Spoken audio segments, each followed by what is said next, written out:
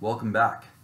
My name is Christopher Holder, and I just want to spend a few minutes with you today going a little bit deeper, kind of get it real with you guys about exactly what I'm doing here. So, welcome to Real Life Ministry.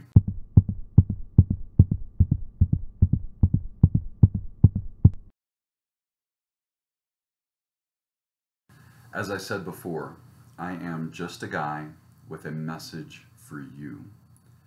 You know, if there is a mistake to have been made in life, I've probably made it. If not, I'm sure I thought about it at least twice. But God has put His love in my heart, and He's showing me some things that they're not just for me. They're to share with as many people as possible. And so that's why I'm here. And this is a safe place for you. So, what qualifies me to sit here and tell you anything?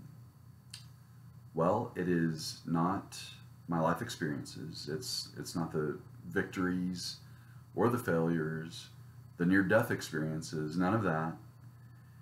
It's not because I've been doing this thing called ministry for about 17 years now. It's not because I just graduated, in my opinion, the best Bible college in the world, and I'm returning for a third-year focus and internship. It's actually because I'm called according to His purpose. It's because He knew me before time. It's because He predestined me to be conformed into the image of His Son. And it's because He specifically told me that it's time for me to be real. And so that's why I'm here. That's why I'm sharing these things with you today. You see, God doesn't often call the most qualified people. He doesn't call the holiest people, or even the best dressers, although I have been told I clean up pretty nicely. He calls people like Noah, who was a drunk, Abraham, who was too old and sold out his wife twice to save his own skin, Jacob, a liar and a thief, Joseph, abused and a convicted felon, although granted he didn't do anything, Moses, a stuttering murderer with low self-esteem. Good choice. Gideon, a chicken. Yet God called him a mighty man of valor. Interesting. Samson, who was an egotistical womanizer. Rahab, a prostitute. David, famous for killing a giant when he was a teenager, but turned out to be an adulterer, a murderer, and an absolutely terrible father. Yet God referred to him as a man after His own heart. Go figure. Elijah, who was depressed to the point of being suicidal. Isaiah, who preached naked. I don't know, maybe he's from California or something. Naomi, a widow. Job, who went bankrupt, lost his family, and developed the worst case of acne in history. Martha, an anal retentive. A Samaritan divorcee several times over. Zacchaeus, a swindler who stole from his own people. Peter, a big-mouthed tough guy who turned his back on his best friend 3 different times. Paul, a murderer and religious freak. And Lazarus, a dead guy. So, lastly, He called me. And perhaps the least likely of any of these. But this tells me that God must love messed up people. You think? So let's talk about God's grace for just a minute. Now we're going to go into this much deeper in coming videos, but it's God's grace that blesses us, enables us, equips us, draws us to Him, and allows us through faith to receive His absolutely free gift of eternity, of real relationship with Him.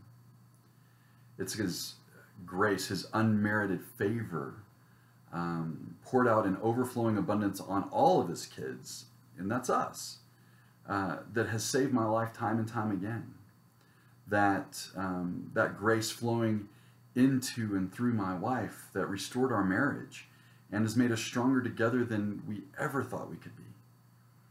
It's His grace that healed me of the hurt of my childhood and helped me to forgive the people who wronged me. And it's His grace, His love, who He is, that He wants to share with you. So, here's what I want you to do starting today. Check out my other videos. I'll be posting more and more as I get them ready, and I'm working on them just as quickly as I can. Help me to get the word out, the good news that's going to change people's lives. And you can do that by subscribing to my YouTube channel, liking, loving, and sharing my other videos.